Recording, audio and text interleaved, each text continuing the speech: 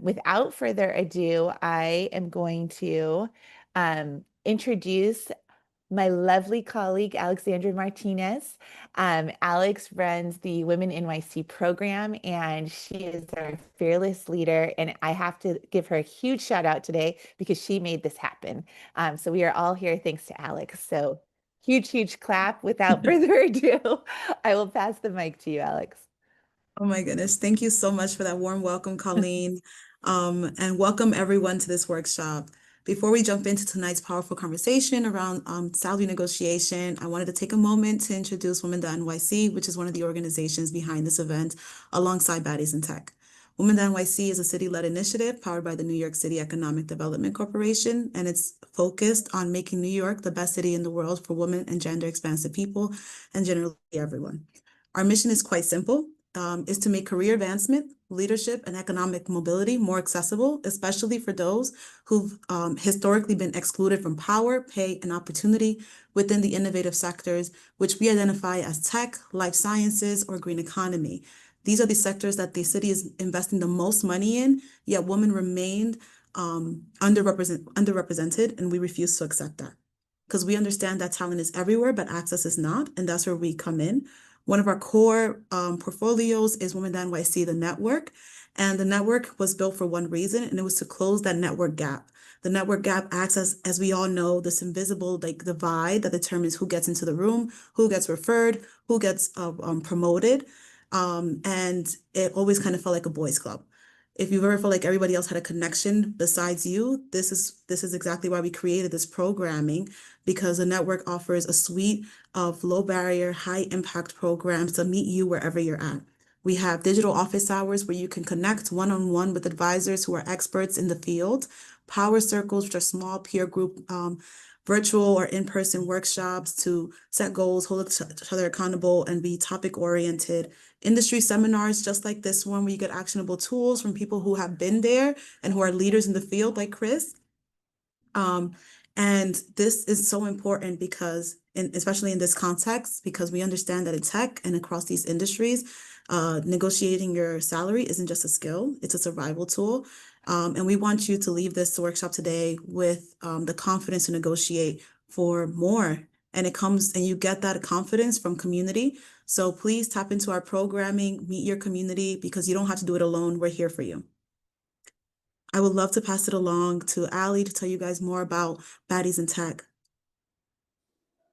Thank you so much, Alex. Thank you, Colleen and Christian, for being here. And thank you to all the baddies and the women in the room. So excited to be doing this workshop. Like Colleen said, we have been working on it for some time and really wanted to bring you all a really high impact workshop, an actionable workshop that you can take into your career for Black Women's Equal Pay Day. So again, thank you to everyone that made this happen. I'm Ali Joy. I'm the founder and CEO of Baddies in Tech. For those of you who are unfamiliar, Baddies in Tech is a professional development organization that empowers women of color through access to educational resources, professional development like this webinar, high impact networking events. Network development is a really big part of our mission. We really want to make sure that you have access to the women and the allies that are going to help you level up your career. And like Alex said, right, tech is a boys club. These professional spaces are often a boys club. And so Baddies in Tech really is helping you connect with the women and the allies that will help you get to that next level. And the last pillar for us is opportunities. So we partner with we connect women of color with our partner network of employers. So some of our big partners are Yahoo, AWS, Equitable, so many other Fortune 500 and startup companies that we help to connect our women to opportunities at their companies. And really, we do all of this with the goal of helping women not only start, but scale their careers in the tech industry and help them grow into the next generation of leaders in tech. And our entire ethos is that, you know, we really want women of color to be able to bring their full selves to the tech industry, right? We say if you're a baddie out in the world, you can be a baddie in tech. And so, you know, we spend so much time at work. We, you know, spend over 90,000 hours of our lives at work, more than with our families, our pets, and our hobbies. And so really being able to bring your full selves and impact the space and not have to code switch. So one of our big slogans is we don't code switch, we switch the code. So how do we impact the spaces that we're in and really ensure that we're able to make this space, the tech industry, inclusive for not just us but other people as well. So yeah, that's a little bit about us. I'm super excited to learn from Christian. Thank you so much for bringing your knowledge, all the things that you've learned throughout your career, and bringing that to us and allowing us to learn from you. So I appreciate you, and I'm super excited for this. Thank you so much, Ali, for telling us more about Baddies in Tech. And I think it's a common thread between both of us, that both of our organizations, that you do not have to do this journey alone, and doing it alone is not going to get you far. You need community. So with that being said, I would love to introduce a big person that can be a part of your community. It's my pleasure to introduce Chris Lovell, founders of Careers by Chris, a career platform that reaches millions every month with real talk, real tools, and real results. Chris is a certified HR professional and an incredible career coach who has helped hundreds of professionals, especially women, land new jobs, ask for more, and not only ask, but get more. She understands that especially as women and women of color, we oftentimes haven't gotten that guidance we deserve to navigate new career pivots and salary negotiations. So she creates and specializes in creating those safe spaces where no question is too small, and you leave with not only your confidence, but your money up. So please join me in giving a warm welcome to Chris Lovell to lead this workshop today.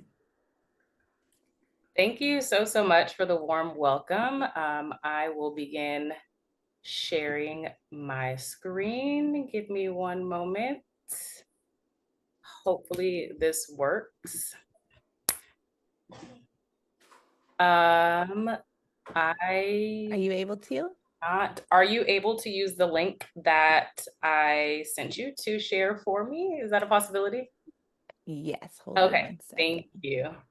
I think also, Alex, if you just give Christian co-host ability, she'll be able to share her screen. So that might be easier. Yeah, she's got that. Oh, okay. Yeah, for some reason, it's still not allowing me to. But it is prompting me to drop off of Zoom and rejoin, and I don't want to go ahead and do that. But if I have to, I will. Okay, I think you should be okay. Hold on. Okay.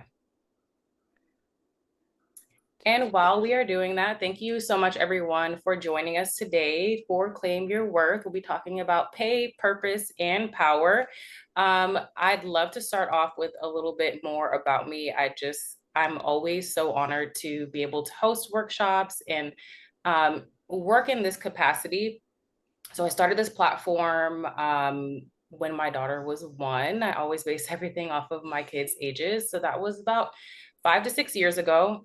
And I initially started the platform for financial literacy and to track my own financial journey of debt payoff and becoming debt free and all of these things. And throughout the course of that, I realized that we were having so many conversations specifically for women because my platform was created for women, not excluding the men, but I realized that when we teach women these skills, we're not only teaching women, but we're teaching whole communities and whole families as we continue to pass these things down. My first professional mentor was my mother, who was the one who told me, okay, this is your second big girl job, ask for more. I have a background as a teacher and teaching at the elementary and the high school level. I realized that this information isn't always taught. It's not always in the curriculum. So if you don't have an advocate at home, or if you are not taught these things in school, where are we supposed to learn this? So during my time creating this kind of financial platform, I realized so much of what is marketed to women is how to save $10, how to coupon on groceries, how to save money on this.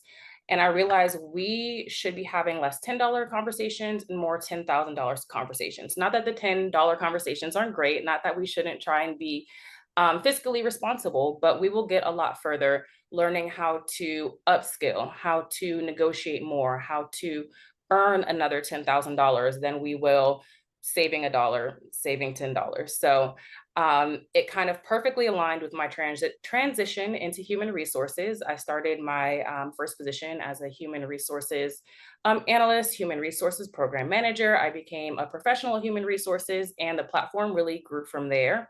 And now I focus on sharing professional development information aligned with how to land your next job, how to land a job in a tough market, how to increase your salary, how to upskill and promote and make the most out of the job that you have currently if you don't want to switch jobs. So everything that I feel like it's kind of expected that we know, but nobody's really explicitly teaching. So without further ado,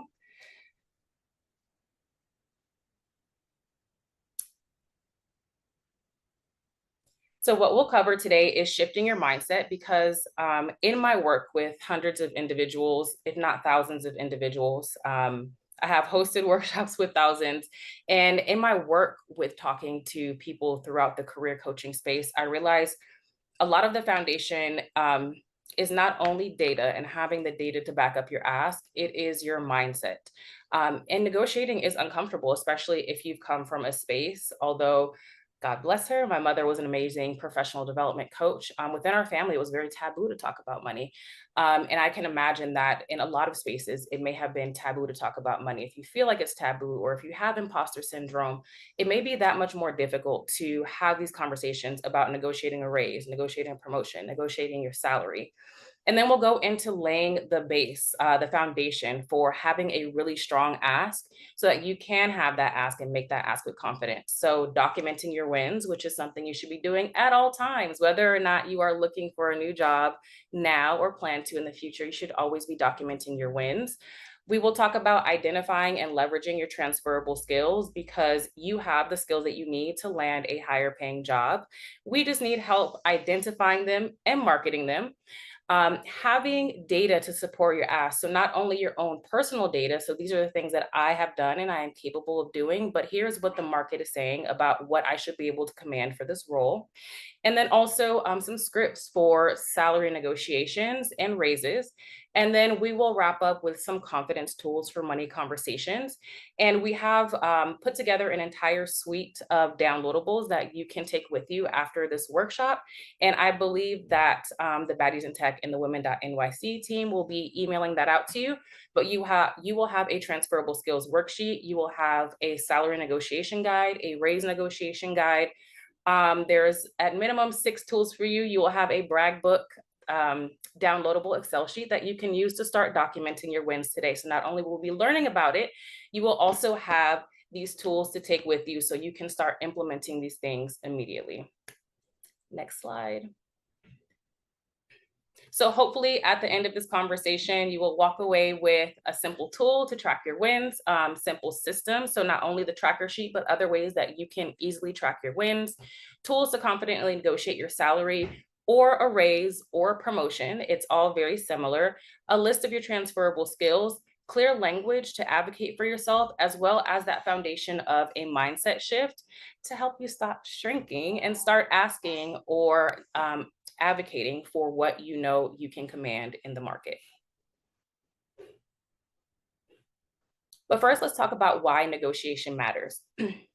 Over half of professionals do not negotiate their salary, and we'll look at the data shortly. The majority of companies, when you are being offered a position, expect you to negotiate a salary. So something's not adding up there. If less than half of people are negotiating your salary, but companies are expecting it, what is happening? You are leaving money on the table. And this has an impact over your lifetime. So if you are negotiate, or if you do not negotiate your starting salary and you have a long-term career here, when they base your raise, maybe a 2% or a 3%, a cost of living adjustment, or a 10% raise based off your salary that you started with, this adds up to thousands upon thousands of dollars if you did not start with negotiating an appropriate salary. And then throughout your career, internal equity and career growth is often dependent on self-advocacy, which is something that we don't talk about enough, that we are not really sharing and promoting. And this goes back to mindset and community and what we were taught growing up. I can't speak for everyone, but a lot of the information I received growing up was put your head down and work hard and all the good things will come to you. And not saying that you shouldn't work hard and good things won't come to you, but it's not always about burying your head, putting your head in the sand like an ostrich and just hoping for the best. It's about self-advocacy. And we are doing ourselves a disservice by just, I'm going to work really hard, I'm going to put my head down, and I know that the promotion will come, or the raise will come, or the salary will come. When someone else, someone in the same position or someone else in your company is doing the same things, or maybe not working quite as hard, but understand self-advocacy. So we are really doing ourselves a disservice. Your career growth is in your hands. You need to learn to advocate for yourself and advocate with confidence, because you have the skills, you have the abilities, the data is there. We just need to learn how to put it together and market ourselves. Next slide. So in the chat, if you can let me know on a scale of 1 to 10, how confident do you feel negotiating your salary or asking for a raise? 1 being, I don't feel confident at all. 10 being, I can ask for a raise or negotiate my salary tomorrow with no issue. I feel like I see a lot of people are in the middle of the road, which is totally fine. Few 1s, few 3s, some 7s. Awesome. Lots of 5s, lots of 5s. A negative I saw 1. 2 negative ones. So get everyone up there to like the 7 to 10 range by the end of today. And again, we are trying to cover a lot of information in a short amount of time. This is information that takes time to learn, to digest. And like anything else, I tell people that professional development is a skill that can be learned. It's like learning to ride a bike, and it's about having that growth mindset. So maybe you're at a 3 today, maybe you're not really confident. You don't have to learn and internalize and be perfect today. You will be able to take the tools with you. You'll have information that you can practice. You'll have worksheets that you can fill out. And the more that you practice and the more that you do it, the better you will become. Think of it just like any other skill. If I wanted to learn to bake a cake, if I wanted to learn to, I say ride a bike because I'm not very good at it. If I wanted to learn to dance, if I wanted to learn any other skill, it would take time and practice. So does anything related to professional development or job searching, writing a resume, learning to interview, learning to negotiate your salary. The more that you do it and the more that you practice, the better you'll become. So don't be afraid or dismayed if you're at a 3 or a -1. We will bump you up by the end of the session, and you will have the tools you need to walk away and to continue this practice and to negotiate your salary, both now and later on down the line. Next slide. So let's talk about mindset, because mindset is really the foundation. I always used to say that data is the foundation.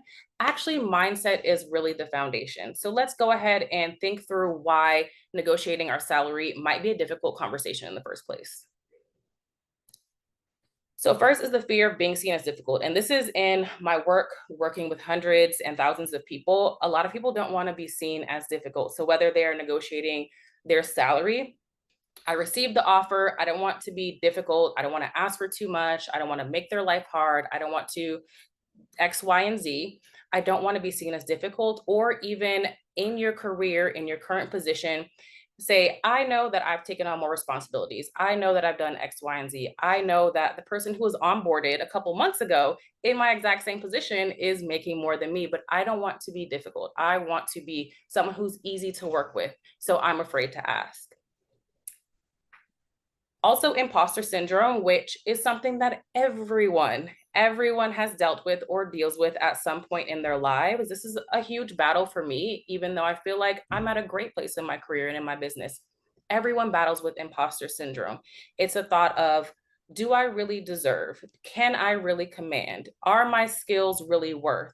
So that's where the data is going to come in. So each one of these points that we're going through, we are going to battle them with data and statistics, and learn to not always base ourselves and our salaries on our self-worth, but base it on market worth and data, because we don't have to wait until we feel confident to be ready and to have these conversations. So imposter syndrome is a big one. Totally fine. Lack of examples or guidance. This is a big one when I talked about being a teacher or having examples in the home. Maybe people around you don't talk about money. Maybe you've never heard of anyone negotiating their salary with success. Maybe no one has ever taught you how to have these salary or money conversations. Having a lack of examples or guidance kind of feels like you're going out into the wilderness on your own. It's kind of sink or swim. I don't really know what I'm doing. I'm guessing. And having a lack of people around you doing it can make it a lot more difficult, which is great that we have communities like Baddies in Tech, like Women NYC. So you can build this community of like-minded women who are doing the same thing. So you can look around and say, I'm not the only one negotiating my salary. Or if you have questions, you can lean on someone next to you and ask questions and ask about their experience. But maybe you didn't have that prior. So that is another reason why negotiation might feel difficult. A fear of rejection. This is a huge one for many people as well, not only related to salary, but related to getting a new job, related to so many things in the workplace, a fear of rejection. What if I ask and they say no? There is a clear plan, something that you should do if you get a no. So don't be afraid of rejection, and you cannot get something that you want without making the ask first. Uncomfortable talking about money. I always add this in because this was a big one for me. I was always taught that money was taboo. And it was very difficult to have money conversations with people around me or even in the workplace. So being uncomfortable talking about money in general can translate into being uncomfortable with salary conversations, with asking for more, with sitting down in front of your manager and saying, I've done X, Y, and Z. I've taken on these responsibilities based on my research and my experience. I believe that I can command a salary range of X to, Z. And a fear of losing the offer. This is one that I've heard a lot more often in the recent times. I do want to take a step back and acknowledge that this is a tough job market. This is the toughest job market that many of us have seen, and I would be remiss if I did not acknowledge that. So if you are having difficulty in this job market, one, know that you are not alone. Two, know that it's not impossible to land a new job and to negotiate your salary. So don't let a fear of losing the offer prevent you from negotiating what you are worth. You want to be with a company that is able to provide you with what you're worth, because what they're offering you as a salary is a good indicator of the worth they have tied to you in this role. So don't be afraid of losing the offer, because 9 times out of 10, if not a higher percentage, 99% of the times, it will not happen. I think I may have heard of one time in the thousands of people that I've worked with that it has happened. So this is something you should definitely not be afraid of. The worst answer is going to be no, and we have a plan for that. So definitely nothing to be afraid of. Next slide. So when we're talking about mindset and building the foundation for a strong ask, so we're again going from mindset to data and foundations to the actual ask. First, reframe the story. So when you're talking about the things that you've done, when you're talking about your market research, when you're talking about the wins that you've had and your achievements in your career, it's not bragging. You asking is not being difficult. It is expected for salary negotiations to happen when you're given an offer, and it's honestly you advocating for yourself. You are your own best advocate in your career. It's about being fair. One thing I do like to tell people is that a lot of the times when you are, especially when you're negotiating raises, if you've been in your role for 2-3 years and you look at the offer given to someone in your same capacity in the past few months, it will be higher, more than likely, than the salary that you're commanding now, because the market is changing, cost of living is increased. So it's about being fair to yourself. It's about making sure that you are keeping up with cost of living, that your salary is reflective of the current market. So it's just about fairness and advocating for yourself. Also, visibility equals opportunity. One of the best things you can do in your career, which is hard for a lot of us, it's hard for me as an introvert, is being visible. So being visible with the right strategy. And you're not asking for a favor. This is a big one. A lot of the mistakes that I see around salary negotiations or negotiations for raises is they approach it like they're asking for a favor. You're not asking for a favor. You are asking for fair compensation for the work that you do. And then we've all heard the saying that closed mouths don't get fed. If you do not ask for more, the company will likely be very happy either paying you at the same rate or giving you cost of living increases, the 2 to 3%. But I know that we all know cost of living does not keep up with inflation. And businesses will operate like businesses. There may be a rare case where companies are, more proactive with increasing the compensation of their employees, but a business wants to keep its baseline operational costs low. And how can they do that? by offering cost of living increases and not giving everyone a 10 to 15% salary bump. So you will likely not receive the raise, or they will likely not come up front and give you a higher salary offer if you do not ask. So the onus is on you to be your own advocate. So previously I mentioned self-worth versus market worth. Self-worth is based on your own internal confidence, which can fluctuate any given moment, any given month, any given year. It's more emotional and personal, and it can be impacted by things that are completely out of our control, trauma and bias. Then there's market worth. This is based on research, it's objective, and it's data-driven, and it's grounded in facts. Having a high self-worth and high confidence, amazing. But even in the times where you don't feel 100% confidence, you should still be asking for what you're worth based on your market worth.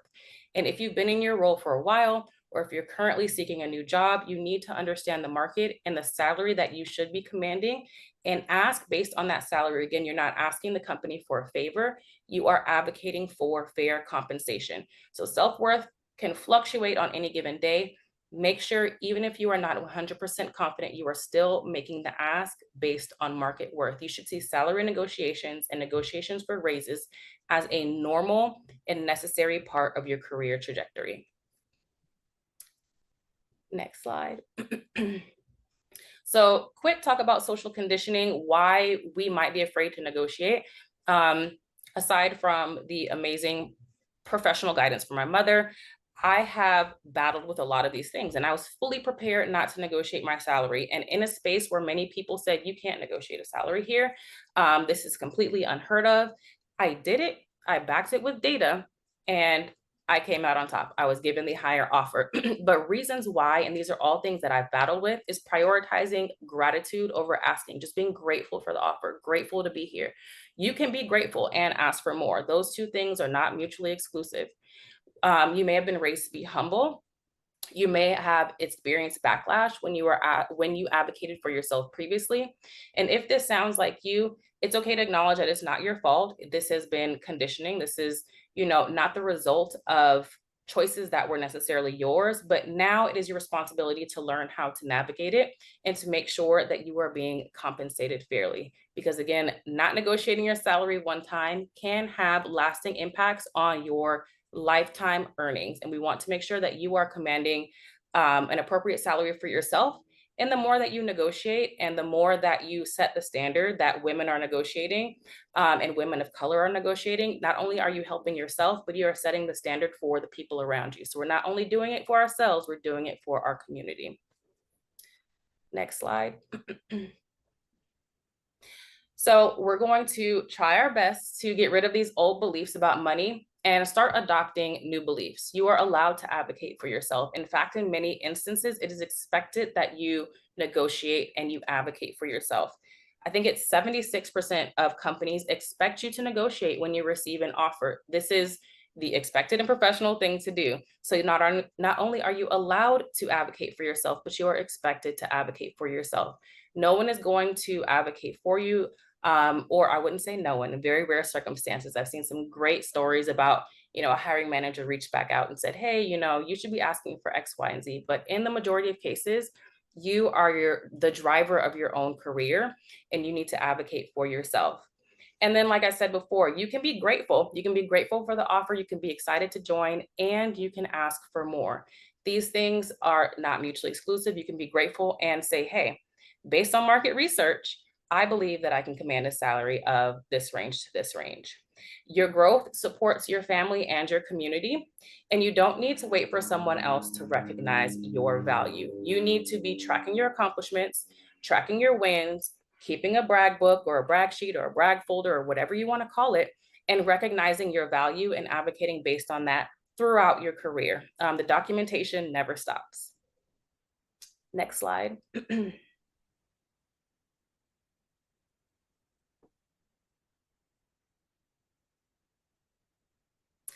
Okay, so now that we've addressed mindset, and again, the mindset thing is not something that you get over in a day. It's not something that I took this workshop, I sat through this workshop, I learned these great tools, I have these tools that I can take away, and all of a sudden I am extremely confident. This has been years of conditioning to make me feel like I'm uncomfortable with or worried about negotiating my salary, it's going to take some time to change that mindset. But while I'm working on changing that mindset, I can still use these tools to advocate anyway. I do not have to wait until I'm 100% confident to negotiate or to ask or to advocate for myself. So I want to be clear that you're not going to log off today and all of a sudden be, I'm super confident, I'm a master negotiator, but I do want you to do it anyway. So take those mindset shifts and start to internalize them, start to, whether you do affirmations, whatever you need to do to start making that mindset shift to make it easier, but it is not an overnight process. Now, let's start laying the foundation for data on both yourself and data on the market. The first is gathering data on yourself. This is not only important for negotiating your salary when you are starting at a company or when you're receiving an offer. This is an important part, and you should see this as an essential part of your career, no matter where you are in your career, whether you're just starting, whether you just got your first offer out of college, whether you've been at your current employer 3 years, whether you're looking for a new job, whether you think you're going to retire there in 20 years, you should be documenting your wins and your achievements at all times. You should be documenting other things. Documentation is key in the workplace, but at minimum, you should be documenting your own work. So let's talk about how to do that. So a few of the reasons that you need to document your clear and measurable wins, and I see someone in the chat saying the presentation isn't showing. I don't know if it's just them. I can see it. I don't know the rest. Okay. So one of the reasons that you need to document is it is more persuasive. It is one thing to say, I worked really hard this year, or I did a lot this year, or I, was always working overtime. I came in early and I stayed late. Not that I'm advocating for that. If anyone follows me online, I don't always advocate for those sorts of things. I believe that you can work within your scheduled hours and still be great at your job and still succeed at your job without sacrificing yourself. But that is another presentation, another conversation. But saying these things without data is not as persuasive as saying, I worked on XYZ project, and during this project, I streamlined a process that saved us 10 hours per week. You want to make sure you are tying numbers, tying time, especially money, to the work that you've done. And I know that we have a question, and I've seen it, and I get asked this question all the time. What if I'm not working with data or working with numbers? There's always a way to pull out data, to pull out numbers, and we will talk about that momentarily. So it's building a stronger case, not only for you're thinking, okay, I'm documenting my wins. This would be great, at the end of the year or at the end of the budget cycle when I ask for a raise at this current job. It's not only for your current job, it is for all of your future jobs as well. So as you are documenting your wins, this is your own personal document that you are going to use to update your LinkedIn, to update your resume. When it comes time to make that ask during salary negotiations, after you get the offer, you're able to say, one of my greatest accomplishments in my past job was X, Y, and Z.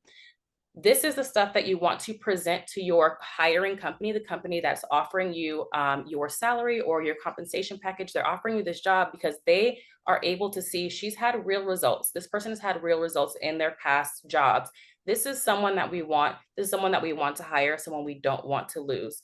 It's one thing to say, okay, the market says, I can command X, Y, and Z, but what have you done? What skills do you have? What achievements have you achieved in your past job? So it's not only for your current job, but it's also for preparing you for your resume, your LinkedIn, your interviews, and your salary negotiations for future jobs. So don't think, oh, I'm going to stay at this current job forever. I don't need to do this, or I'm going to leave this job in 2 weeks, hopefully, or, I just gave you my 2-week notice. I don't need to do this. This is something that you need to be doing at all times in your career. It's something that I struggled with, especially in busier jobs. It's really hard to find the time. So one tip that I would like to give you that has worked really well for me, just set a recurring calendar notice where you are taking 30 minutes once, every 2 weeks or once a month, and just dropping data into an Excel spreadsheet. And if you don't have a brag book or a brag folder or an achievements list or whatever you want to name it, it doesn't matter. There's one that will be provided to you. And step one is just getting data in there. It doesn't have to be perfectly formatted. It doesn't have to be an XYZ formula. Just make sure you are starting to document the work that you do. Also for resumes, I myself have been in a position, and this is not just things that I've taught people or experiences that I've had with people. I've been through these things where it's time to update my resume. And I'm like, well, I would be perfect for this job. I could command the top range of the salary for this job, but I haven't tracked my wins. I haven't tracked my work. I haven't updated my resume. And you sit there and you look at your resume and you're like, I know I've done the work. Why am I drawing a blank? What do I put here? Where's the data? And it takes a very long time to update from a place where you haven't had that information. So you're going through your calendar notices, you're going through your emails, document, document, document throughout the work that you do. And again, having that data, having the very real numbers behind your achievements shows that you're demonstrating your value. And again, you're not just asking for a favor. I have saved this company time. I've saved this company money. If you are not working in a capacity where you're dealing with direct numbers, or maybe you're not working with a budget, maybe you're working in customer service, I have improved the perception of this company to our customers. I have served hundreds of happy customers. I have had a very real impact on this company. I'm not asking for a favor, I'm asking for alignment. Next slide. So this is just one of the pages within the brag book template that you will get. So at the top of each of the pages within the workbook, there is an example or instructions on how to fill it out. Do not let it intimidate you, the fact that there's 4 different pages and 6 different columns on the page. If you need to, delete half of the information and just start dumping. This week I did this. On XYZ date, I led this meeting. I had this presentation, this project completed, and these were the key deliverables. Just start dumping information on a regular basis. You can format it and make it pretty later. So you have this, or you will have this as a tool that you can take away today and start doing now at your current job. And it's going to serve you well, both now and for years to come. And consistency is key with documenting. I am one of the main offenders of this. I will be good at documenting for a while, things will get busy and I'll forget, and then it'll take me hours to do it. Performance review is coming up. Give me your input on your performance review. And I'm just like, let me pull my brag book, and I haven't done it in a while. So make sure you are having this as a regular calendar meeting. And even if this is too much of a task for you now, and even lower lower hanging fruit, one thing that I also do is creating whether you use Gmail or Outlook, creating a folder. And anytime someone gives you praise and they say, great job on this project, a customer praises you for your customer service, your manager gives you any sort of praise, anything great happens, all you have to do is click and drag it into your brag book folder in your email. And then you will start to have that running list. Not only is this helpful for negotiating your salary, negotiating a raise, negotiating a promotion, it's also helpful for your internal confidence. And it's something I've experienced as well. We get into the day-to-day of our work and, it gets very monotonous, and it's, someone praises you and you're like, well, I'm just doing my job. Once you start to see these things add up, you really start to see and internalize the value that you bring to the company that you work at. And that's going to help increase your confidence. Again, building confidence is not an overnight thing, but this is something that will begin to help you. So it's going to be a portfolio of your best work. If you're a designer and you have physical designs, you can dump those in there, or just a record of your wins, skills developed, any challenges that you overcame, anytime you receive praise, anytime you get a certificate, anytime you get an award, any skill that you learn, any certification, any course that you take. These are all things that you want to drop in here. In the template that you're getting, there's different tabs for each of these types of things that you would want to add to it. But if need be, again, just drop it into a folder in your email. If you are familiar with documenting your work, I would push you to take it one step further and use the XYZ formula, which is how you would be writing your resume. And this is really going to help you attach that data. You're going to say, I accomplished X as measured by Y by doing Z. So you're saying, this is the impact that I've had. I increased social media engagement. Here's the data by 30% because your job wants to know numbers. This is not some vague thing. I increased it by 30% in Q3 by introducing a new content strategy. This is what I did. This is not what my coworker did. This is not what our team did. This is what I did. So now you are connecting the work that you have done to data in a way that speaks to your manager, it speaks to the organization, and tie it as much as you can directly to either your team's goals, your team's mission or vision, or your company's mission or vision. And this data is going to be priceless when you're negotiating a raise, negotiating your next salary, negotiating a promotion or a title change. This is a big one that a lot of people forget about, is title changes matter too, especially if your work has increased. You want to make sure your title reflects that. And then it will also save you so much time when updating your resume, when updating your LinkedIn. You will not be staring at a blank page, and you will also have data. So one of the biggest things that I tell people is anyone can say they're a great communicator. Anyone can say I have, XYZ skill. It's very vague. It is showing the hiring manager or the recruiter or your boss or whoever's looking at this information that I'm not just saying that I have it. Here are my receipts. Here's what I've done that validates the skills that I say that I have. So this is an invaluable tool for your career. Next slide.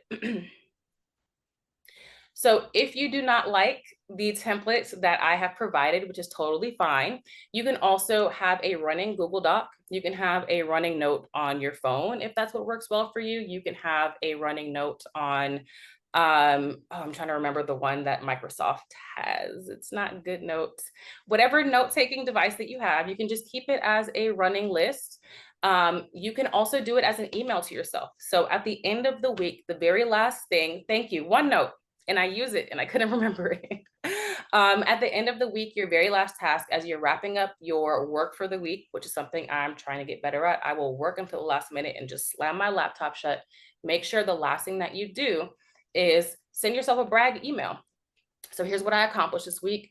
Here's, the things that I have worked on. Here's the progress that I've made. Here's the presentations that I did, the courses that I took, whatever you did that week, drop it in an email to yourself, and then you will have that as documentation.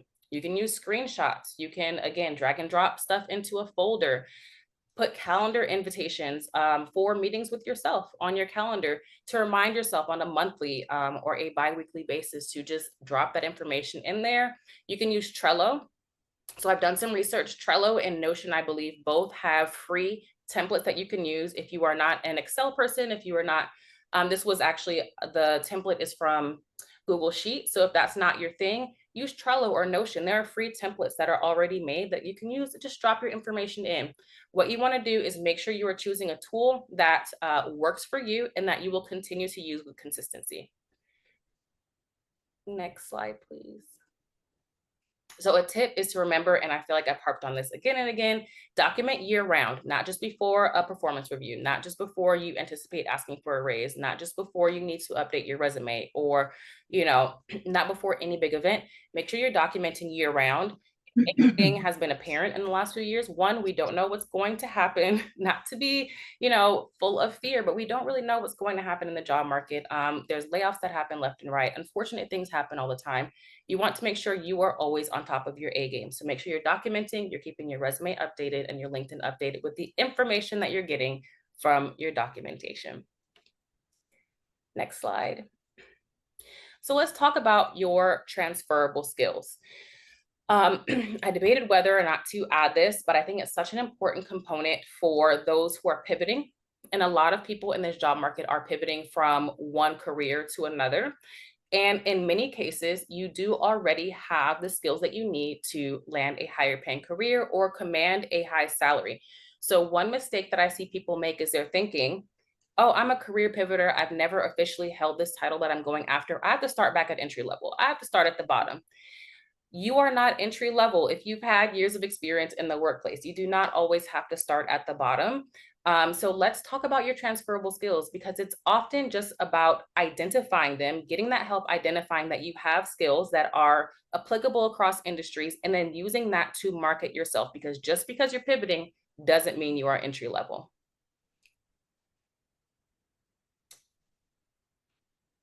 So transferable skills are so important, especially if you are pivoting industries, if you're pivoting roles, because most jobs are not one-to-one matches. And transferable skills bridge that gap. I also want to take a step back and say, if you meet 100% of the requirements for any given job, if you meet every single bullet that they have as a desirable qualification, you are overqualified for that job. Obviously, pay attention if it says minimum requirements and there's 3 bullets and you have to have X, Y, and Z, and that is their minimum requirement. Pay close attention to that. But if you meet everything on that job posting, if you are 100% qualified, you should be applying to the next level of whatever that role is. But as far as pivoting, transferable skills bridge the gap between what you've done and the job that you are seeking. Employers often care more about capabilities than perfect experience. And this is how you're going to market yourself and show the hiring manager that I have the skills needed to do this role. You don't have to start over. You don't have to start from scratch. You need to learn to translate. You need to learn to bridge the gap and market yourself. So whether you're pivoting or leveling up, these skills are key to your ask. They're key to your job application. They're key to your resume. They are key to your interviews, and they're key to that salary negotiation ask. And I want to remind you that you bring more to the table that you realize. I've had these one-on-ones, I've had these conversations with individuals. And as we sit down and we do this 2-column exercise, and you have the sheet for the exercise as well, and we'll look at it on a slide, it's amazing to kind of see that light bulb go off that, okay, we've listed out the skills in the job description. And as I am thinking through my experience, I haven't held this title, but I have a lot of these skills that are needed, and I've done this in another capacity. You are qualified for that job. Next slide, please. You have the skills needed to land high-paying jobs and to command a high and competitive salary. Next slide. So let's just talk about really quickly what transferable skills are. They're skills and abilities and knowledge that you have gained in one place that can be applied across industries and job roles and job types. They don't necessarily have to be soft skills. When we think of transferable skills, we often think of communication. There are hard skills that are transferable skills as well. And I want you to think outside the box. They aren't only acquired through direct job experience, they can be acquired through education. So courses that you've taken, and this is especially important for my individuals who are just coming out of school, maybe volunteering, and of course, your work experience. You want to identify these skills and use this to market yourself. I tell people all the time to think of yourself, your person, your career as a brand. And you are becoming a brand expert on yourself in your career and using this information to pitch yourself, to sell yourself, to market yourself to companies.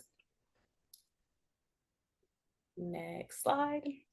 So examples are leadership, problem solving, teamwork, and time management. And there is a larger list that we can look at momentarily. Next slide.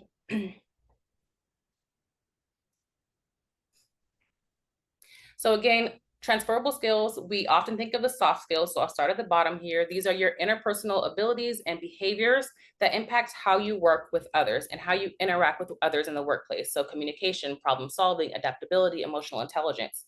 These are still very important skills in the workplace, but you can also think of some of your technical skills as transferable skills that might be applicable across industries, across roles, across jobs. So coding, data analysis, graphic design, accounting, these can be very valuable skills to employers, even if you're pivoting into another job. Next slide. So there are a few ways that I help people identify their transferable skills. One is through a series of self-assessment exercises. My favorite is a 2-column. It's a very simple, maybe 5 to 10 minute activity. Let's start with our self-assessment exercises, but you have the 2-column, or you will have the 2-column as part of your takeaways. So you can do it on your own time and have this list of skills that you can use for your resume, for interviews, and for negotiating your salary. So first, list out the skills that you've used in your different jobs that you've held, in courses that you've taken, in volunteer work. For example, I've volunteered for many years at a local rescue mission that has involved plenty of project management skills. So think of the different things that you've done and start to list out the skills that are needed, or the skills that were required, or the skills that you've displayed. If you have a hard time and it's related to a previous role that you've had, go back to the job description and say, okay, so this was in our job description, and I really focused on these 3 key points. What are the skills that were needed, or what are the skills that are listed in this job description? And that's going to help you pull out some of the language What are you most proud of and what comes easiest to you? You can also begin to ask the people around you. So your coworkers, your colleagues, your supervisors and mentors, and then analyze the job postings for different roles that you were interested in. So this is the second part of this activity, and start to, I used to physically print it out and highlight it, but you can highlight it on the computer or list it on a notebook. Start to list the skills and qualifications that are mentioned in these job descriptions and start to compare it with the list of skills that you have. And you'll begin to see that oftentimes there is a lot of overlap. Next slide.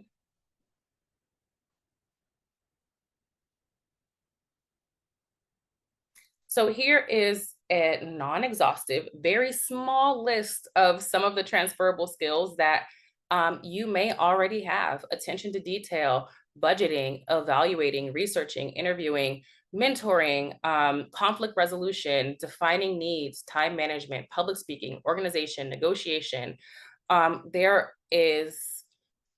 There are so many skills that you likely already have. I often tell people to think about the issue as not, I don't know what skills to add, or I don't have enough skills. It's you have too many skills that you've acquired across your years of experience from school, from volunteering, from working in other jobs.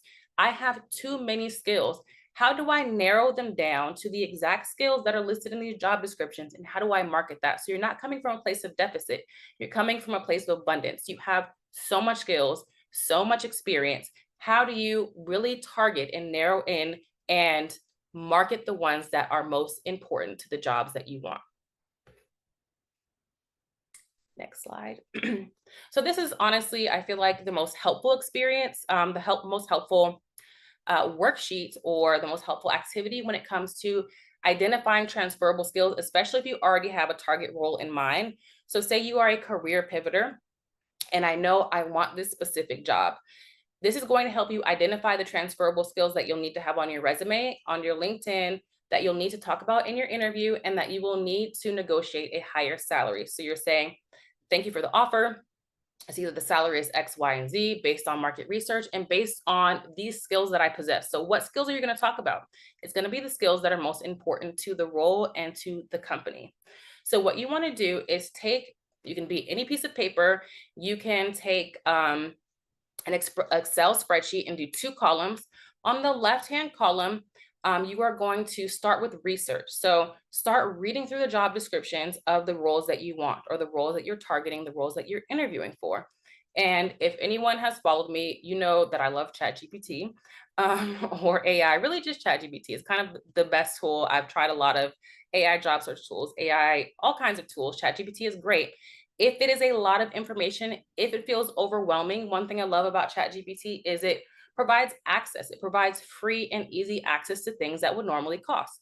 Maybe you don't want to pay for a career coach. Maybe you are like me, a working mom, and you are pressed for time, and I don't have, hours to sit down and comb through these job descriptions. There can be any number of reasons why you want to do something quickly and efficiently, or because you just like being quick and efficient. You can put the job descriptions in ChatGPT and ask it to list out the most important skills. So I would say start with 2 to 3, maximum 5 job descriptions, because you'll start to see that the skills that are required for the same role, they're going to be the same skills over and over again. So put it in ChatGPT, or if you want to do it yourself, start to list out the top recurring skills. So on the left-hand side, you'll have the skills that are required for the role. If you are doing it like manually and you're not using AI, make sure you're looking for anything that is listed high on the job descriptions, anything that is recurring that you see over and over again. If they say stakeholder management 6 to 7 times in the same job description, that is a very important skill that they want you to have. So anything that is bolded, that is highlighted, that is listed higher up, anything listed under minimum requirements, and anything that is repeated, that's what you're going to want to write on the left side. If you're asking ChatGPT, you can just ask them, here's 4 to 5 job descriptions for my target role. Can you please give me the top 10 most important skills for these jobs? Take that and write it on the left side of your spreadsheet, of your piece of paper, of your notebook, or again, you have this in your downloadables. You can just fill it in. It's a fillable PDF. On the right side, you're going to write 2 to 3 examples of how you've demonstrated each skill in your previous roles. Anytime you have touched that skill, anytime you have worked in something aligned with that skill, anytime that you have than in any area that has anything to do with that skill. And what you will start to find is that you have a lot more experience and a lot more receipts for your transferable skills than you think. So because these are the most important skills that are required for the job, these are the skills that they're going to want to hear about in your interview, the skills that are going to land you the interview because they need to be included on your resume. I feel like I'm going off of salary negotiation tangent right now, but landing the job is important. You are going to have to land the job to get to salary negotiation. A lot of mistakes that I see around resumes are they are written specifically geared towards the jobs that you've had. If you're a career pivoter, you want to start gearing them and writing them and tailoring them to the jobs that you want. Not that you are changing, anything major. You're just highlighting different experiences within the roles that you've held. So if you, I was a teacher previously, and I know, I'm going for a role that needs stakeholder management. I'm not going to talk about curriculum development time and time again under my education roles. I'm going to talk about the times I manage stakeholders related to my students' education. So you're not changing the jobs, you're changing what you're highlighting in those jobs. So on the left side, you're listing out the skills. On the right side, you're writing 2 to 3 examples of how you've demonstrated those skills. That's the information that you are going to swap into your resume. That's the information you're going to swap into your LinkedIn.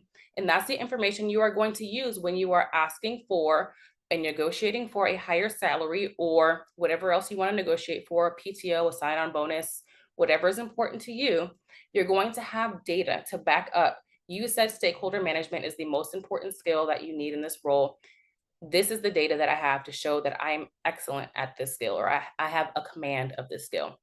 So it's a really powerful exercise that I highly encourage you to do sooner rather than later. If you are updating your resume, if you are updating your LinkedIn, if you're getting ready for an interview, these are the stories that you want to tell on your interview, and if you are negotiating your salary. So do the 2-column chart exercise. Again, you will have access to it after today's session.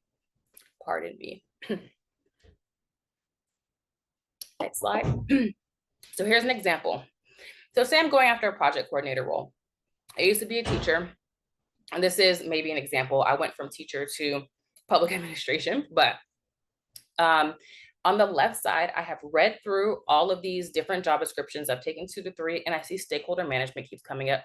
I see budget and cost control comes up time and time again, or I fed it to ChatGPT, and ChatGPT said, here's the top 5 skills that you need in order to be successful in or land this job. This is my left-hand column. On the right side, I'm going to start listing out my examples. So stakeholder management, times that I've worked with other educators or parents or principals or special educators. Maybe was working on a special project for another class I was teaching, and this is the budget that I managed. So I'm going to go through and write down examples of every time I have touched anything aligned with or utilize or demonstrate these skills. If there's something extremely technical that you can't come up with, you perhaps have a skills gap, but then you can fill that with low cost or free courses. There's so many things that you can access online. I've also included a link to a free and low cost job search worksheet where I list my favorite free and low cost courses, certifications, resume help, anything that it's actually all free, it's not low cost. All of the free job search resources that you might need, including free courses and free certifications. So if you have a skills gap, see what you can take to fill that skills gap for free or for low cost. So this is what your 2-column chart will start to look like. This is the data that you want to have on hand for your salary negotiations. This is the data that you want to have on hand when you are looking for a new job. Next slide. So again, transferable skills are helping you justify that pivot or a stretch opportunity, and they are helping you prove your future potential in a role or a title you might not have already held. Again, if you are pivoting your career, I don't want you to think that you have to start at the base salary, that you have to start at entry level. You have the skills, that means you are not an entry level candidate, or you're not necessarily an entry level candidate. And clear articulation means that you will have a stronger case for your ask.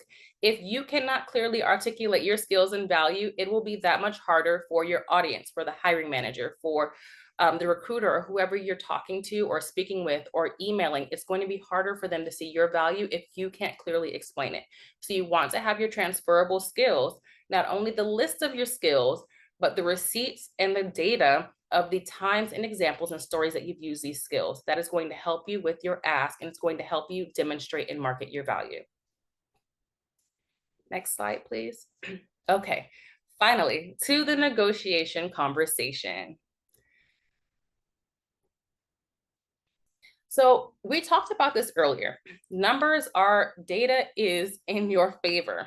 So 72% of employers expect you to negotiate your salary. Once you receive that written offer, and we'll talk about the importance of everything being in writing, 72% of employers do expect you to negotiate. Doesn't mean you'll always get a positive outcome, but the expectation is that you're having that conversation. Yet over half of candidates fail to negotiate.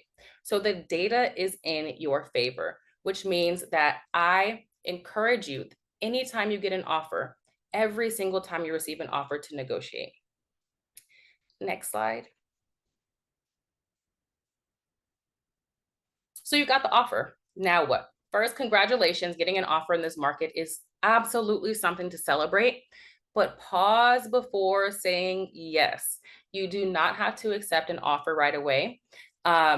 Especially if it's given on the phone. Hey, we'd like to offer you this position. Ask for it in writing. So that is very first step. That's not even included on the slide. Always ask for it in writing, no matter what it is in your career, with the job offer. If you are offered PTO, if you were offered, I asked for a vacation, ask for it in writing.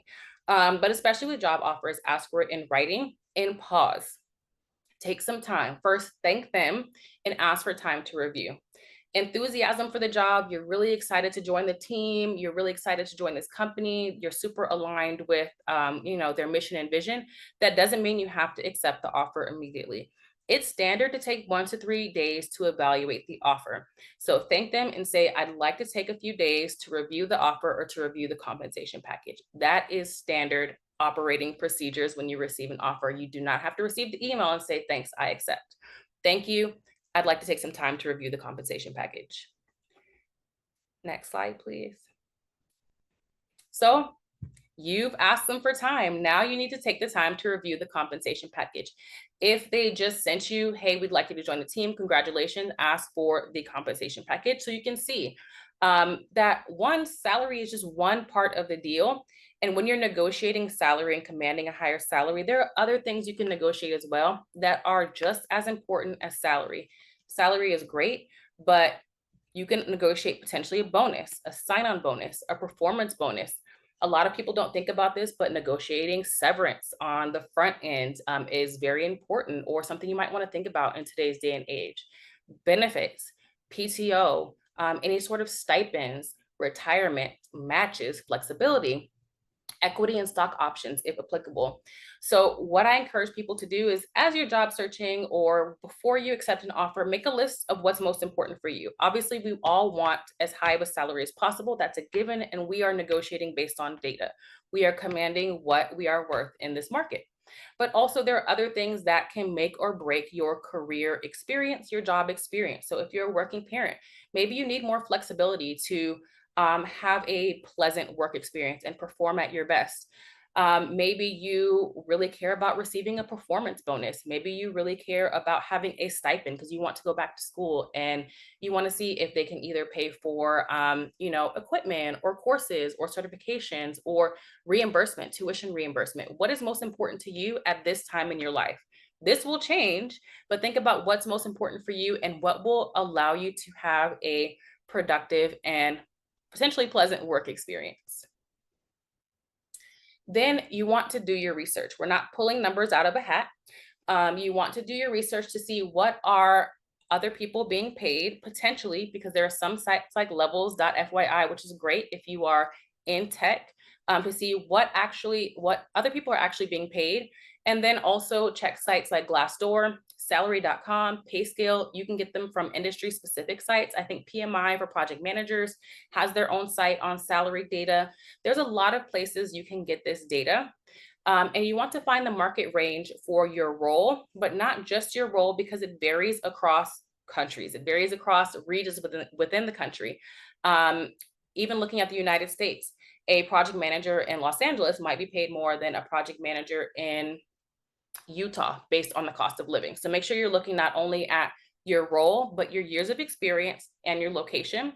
look at what other companies are offering and where the offer you received falls within that range.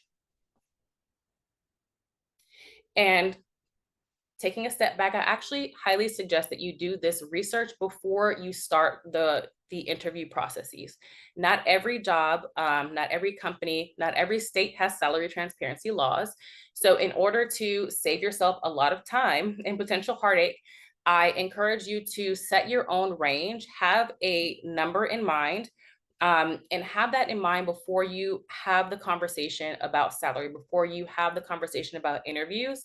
I think we had a question, and maybe I'm jumping ahead too much, about getting the budget for a role. If it's not posted on a website, if it's not posted on the job posting, if you are not in a state with salary transparency laws, it is okay to ask about salary before the interview. It's all about timing when you talk about money. It's before the interview or when you receive the offer, not, interview one is done. Do you have any questions for us? Yeah, how much am I going to make? Is before the interview asking about a budget for the role to make sure you guys are aligned and you're not interviewing for a role that falls way too far beneath the compensation that you desire, that you need, or that is fair for your role, for your company, for your skills, etc. So know what you're negotiating. I'm sorry, I wasn't done with that slide. If we could go back one. Know what you're negotiating. So again, you can negotiate more than just your salary. Consider your base salary, your sign-on bonus, any equity or shares, vacation, paid time off, your title. This is a big one that people don't think about, is negotiating a title change, either upon entry into the company, so when you're given the offer, or when you're talking about performance evaluations, negotiating, a raise, or negotiating a bonus, or whatever you're negotiating. Titles matter more than you think they do, because they can impact the roles that you land next. Potentially negotiating start date, professional development budget, or stipends, like a childcare stipend, a tech stipend, whatever is important to you at this point in your life. Next slide. So the ask can be really simple. The formula that I like to use is thank them for the offer, reiterate excitement, and then tell them your research, and then make your ask. So for example, thank you so much for sending the offer. I'm genuinely excited about this opportunity. Before finalizing the details, I'd like to discuss the salary for this new position. Based on my research, the average salary for a range in a similar role in our industry is between X dollars to X dollars. Considering my experience in, then you would insert any relevant experience and skills. This is where your documentation is going to come in handy. I believe that a base salary of X amount would be appropriate. Is there room to move in that direction? As you've noticed, this is a very respectful ask, and it's posed as a win-win. I have these skills that I can use to benefit your company. So that's a win for the company, and you getting the compensation that you desire and deserve is a win for you. Remember, it is a collaborative and respectful conversation, and it is expected. And then, of course, edit and phrase this type of ask in a way that makes sense for you and your experience with the company, with the hiring manager. For example, you could say, is there any flexibility on base salary? I'd love to explore if we can get closer to. Any way that makes it more natural for you. I feel like hiring managers can tell when something is just copied and pasted. So make sure you are putting your relevant details, information about the salary range that you have discussed or that you have researched, and then any relevant details that you've discussed with them. Make sure it is very personable, very respectful, and it is posed as a win-win for you and for the company. Next slide. So what I tell people is to be ready for all outcomes. There are really only 3 things that they can say. So that should limit some of that fear. It's either yes, and they'll agree to what you've asked, or they'll meet you halfway. Maybe they say they'll check and get back to you. Usually the person that you're emailing is not the final decision maker. So don't be dismayed if they say, I'm going to check, I'll ask the team, I'll ask, whoever they need to ask and get back to you. So if it's a maybe, do not lose hope. That is a very possible and very reasonable situation. Or they say no, and that offer is final.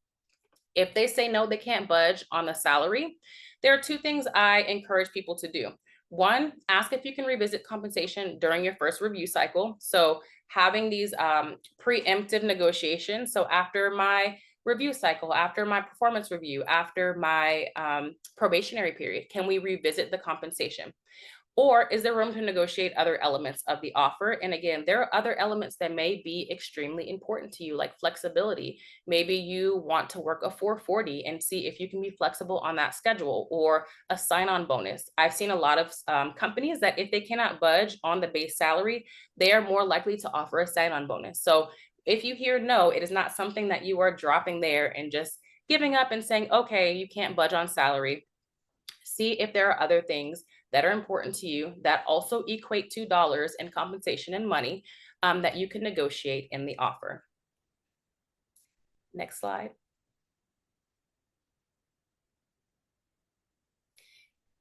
And step 6, I feel like I've seen way too many videos lately of people who receive an offer, quit their job, haven't received it in writing.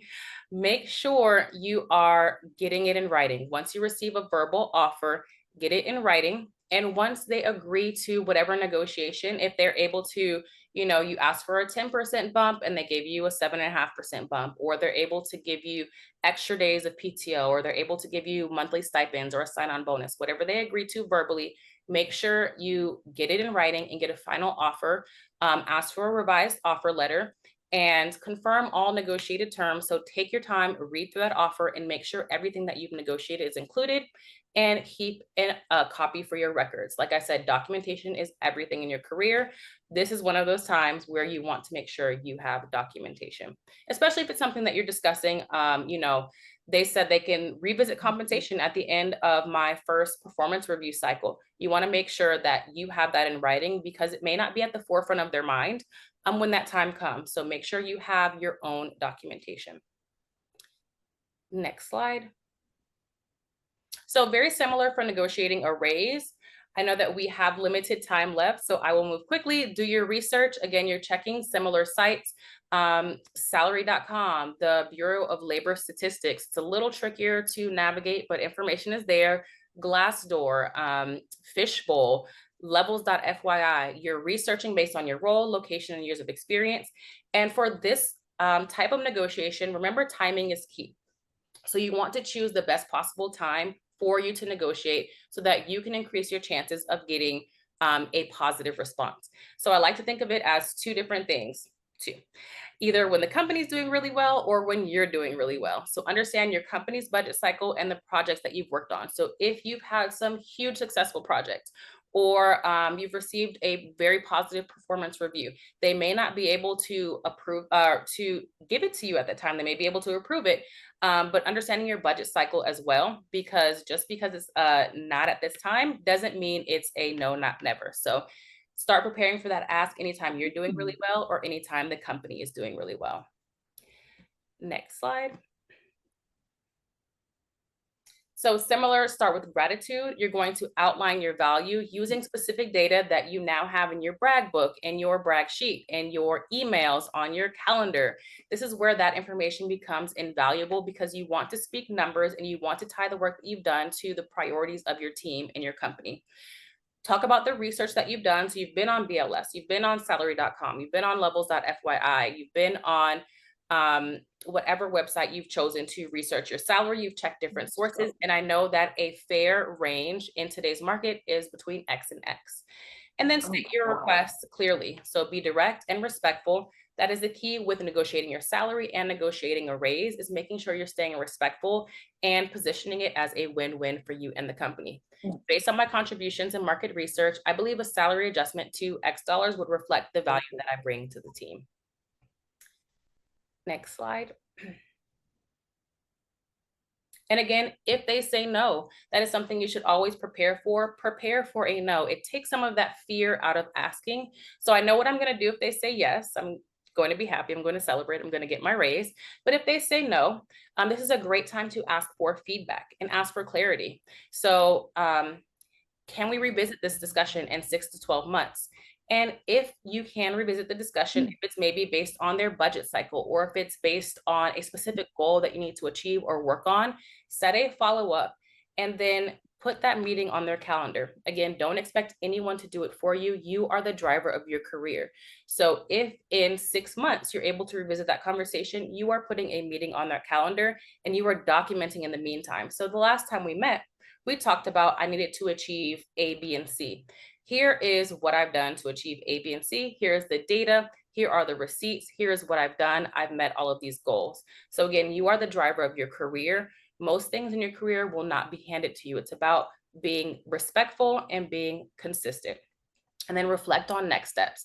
If it's unlikely, despite meeting expectations, so say you know, consider your long-term goals and whether or not it's time to explore other opportunities. If I've met all of my goals and you said, we could have this conversation to get me to a fair compensation level and it is still a no, that might be an indicator that you have reached your limit of growth within that company. And remember, you are the driver of your career. It's up to you to say when it is time to leave and to take my expertise elsewhere where I will be fairly compensated. Next slide. So money conversation tips.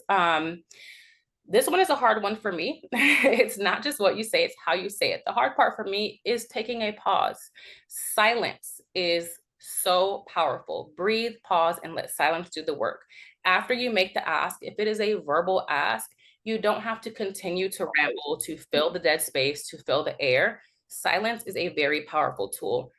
State your case, present your personal data, your market research, make your ask, and let there be silence. And then practice aloud beforehand. It's going to seem a little bit awkward, but find a friend, a colleague, a family member, record yourself, practice with ChatGPT because you can talk to it verbally now, and practice saying it with confidence beforehand so that you're not stumbling over your words and it feels a lot more natural. Again, this is a skill, apologies, just like anything else. The more that you practice, the better you'll become. And even if you're not internally super confident, the more you practice, the more you can fake it until you make it. And then avoid apologizing. This is in the workplace, in life, especially for women. Avoid giving too many prefaces to your statement. So I'm sorry to bother you. I'm sorry to ask. I don't mean to. Avoid giving these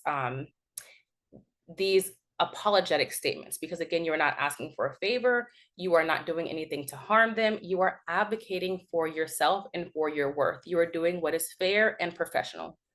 Keep your tone collaborative and non-confrontational.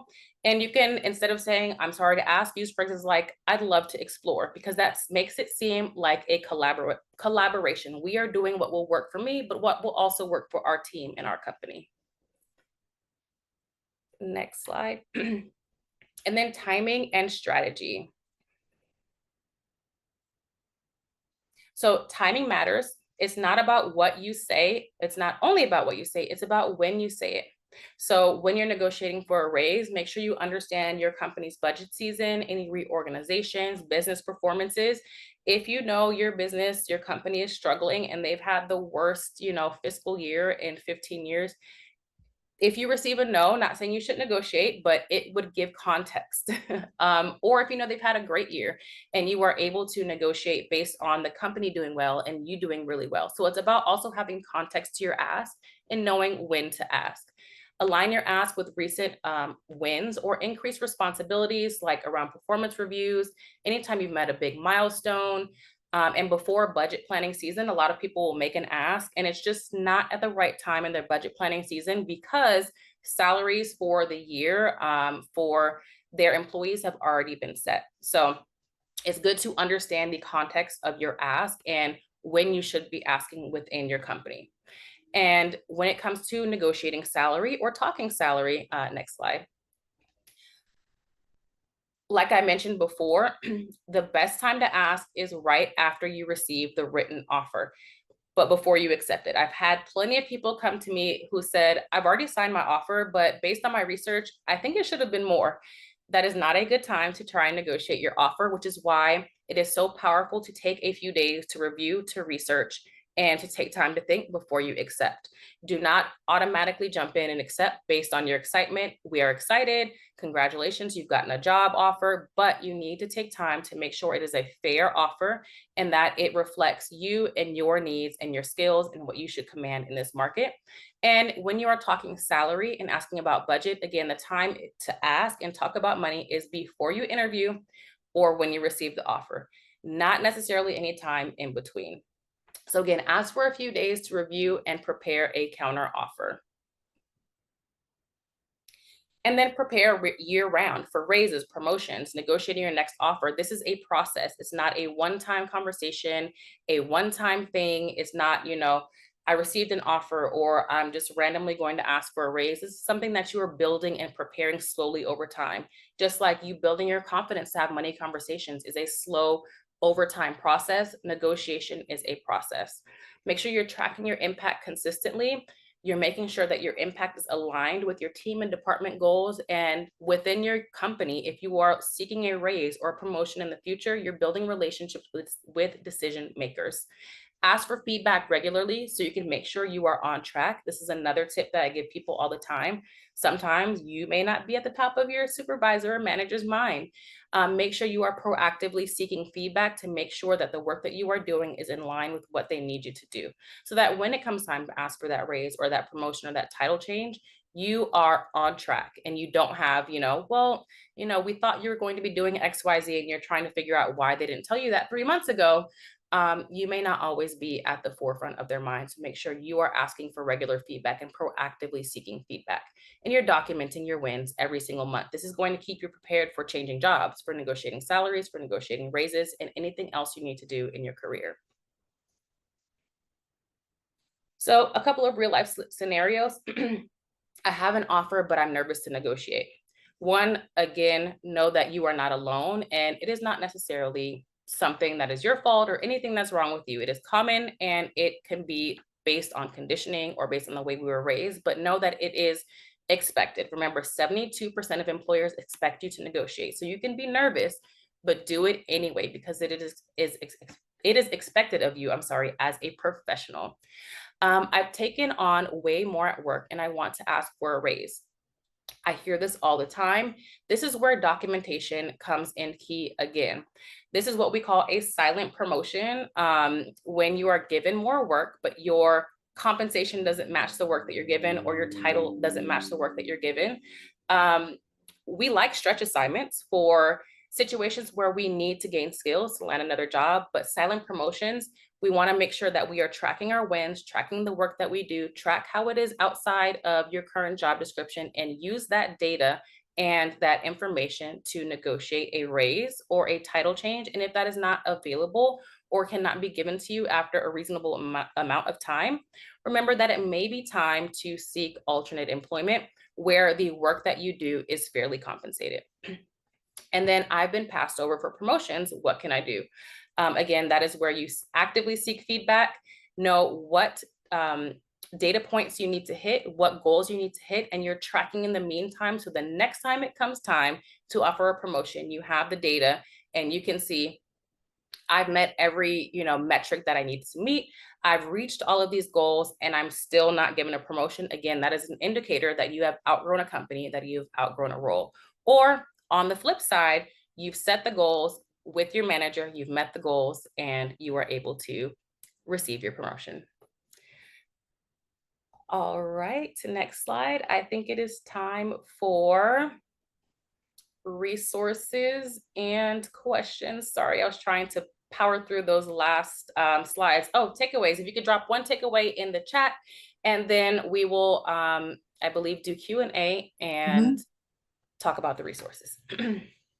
Firstly, thank you so much, Christian. I don't know if I was the only one in the admin team taking down notes. This was incredible. We gave everyone an option to submit questions in advance.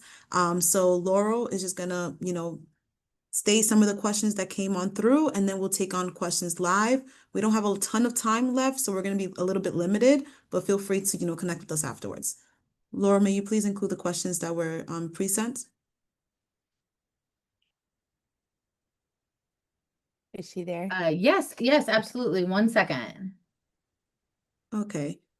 So while you're preparing that, I'm also seeing some questions in the chat so we can get started as time is limited. So I'm seeing here for states with salary transparency law, what if there is a salary range listed, but the top of the range is below the market rate for that role? If that is what the company is able to offer, there's really two things you can do in that situation. One, discuss the range before you go into the interview. So say you're offered an interview and you see the salary range is there, but it's below what you feel is the market rate or what is actually the market rate. You can ask if there's room to, if there's any flexibility in their budget. That is a conversation that you're having before the first interview. If you choose to move forward and interview seeing the range that they're offering, then that is an indicator that we've posted the range and you are willing to accept what we're offering. So make sure you're having that conversation beforehand. And if that is what they have in their budget, sometimes they cannot budge, unfortunately. And that means that that is just not the company for you. That may be a great fit for someone else. Maybe their culture is a great fit for someone else and they're willing to be more flexible on their salary that they're willing to accept. Maybe there's other perks they offer that the person, values, but maybe that is not the company for you. So have the conversation about flexibility in the budget before your interview. And if there's no flexibility, then it's time to seek employment and put in applications elsewhere. Thank you. Another question here from Anna. When a job listing has a salary range that states is from at least 100K to 200K wide, what are your suggestions to approach this?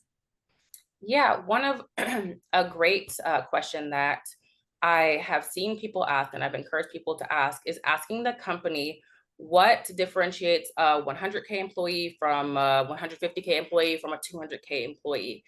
Because sometimes they will give really, really wide salary ranges. And if you want to command the top of that range, you want to know exactly what they're looking for and what will make them offer that higher range to a candidate. And once you have that information, that gives you a competitive advantage to market yourself in a way that demonstrates that you are that higher end of the range candidate. Thank you for that. Laurel, may you please state the pre-sent questions? Yes, absolutely. And thank you everyone who filled out our survey and sent some questions in advance. One question is around the HR person, if they won't budge on moving the conversation along unless I provide a number for my salary or a range, what should we do? Give it, bow out of the interview, or something else? That's actually really common. There are recruiters who will want you to provide your salary range or your target salary in order to move forward, which is why I always encourage individuals to do that research and have your own salary range or your target range decided before you go into the interview phase. That is going to help you weed out companies that you should not necessarily be interviewing with, and make sure you are aligned before you go through 1, 2, 3, heaven forbid, 4 and 5 interviews, only to find out that you guys are not aligned on salary. So know that it is not uncommon for them to want you to provide a number, and they will want you to provide your number before they can provide a budget. You can always come back and say, before I provide a number, can you provide a budget? And it's kind of this back and forth, whether who's gonna give their number first. But if you have done proper research, you have looked at comparable salary ranges within comparable companies, industries, location, years of experience, you should be confident having a reasonable range and being able to give a range to the recruiter or to the hiring manager before moving forward, so they can say, hey, that's way above what we're able to pay, and you don't waste your time going on the interview, or that falls wonderfully within our budget, we'd love to offer you an interview. So that's part of your self-advocacy and taking the onus of the work that needs to be done in your career to command the salary that you are worth. So make sure you are doing the research before you get through the interviews. So speaking of research, I know that you've spoken a lot about different ways to research, but one of our questions I think is still relevant around maybe some alternative ways if salary.com isn't updated, or if it's not updated for your area. Like, I know for me, living in New York City, when I'm applying for a job and I look up comparable salaries, it's like, I know this is not like something that people are making in New York City. So I think, unfortunately, the websites may be slightly outdated because of how fast the job market can move. So one tip that I give people is to start looking through LinkedIn, look through these, job search websites and see what companies are actually offering as of today. What are the ranges that people are offering or commanding as of right now. That's going to take a little more work than just, going to salary.com or going to levels.fyi, but that gives you more up-to-date data on what the market currently looks like. I think I see a follow-up question in the chat around ChatGPT. Like, can we ask ChatGPT? Like, should we trust ChatGPT in this situation? I think it's good. As far as salary, personally, with the work that I've done with ChatGPT, I think that it can give you a good range or a good starting point. But again, ChatGPT is going based on the information that is currently available on the internet and on sites like salary.com and these other websites. So it may also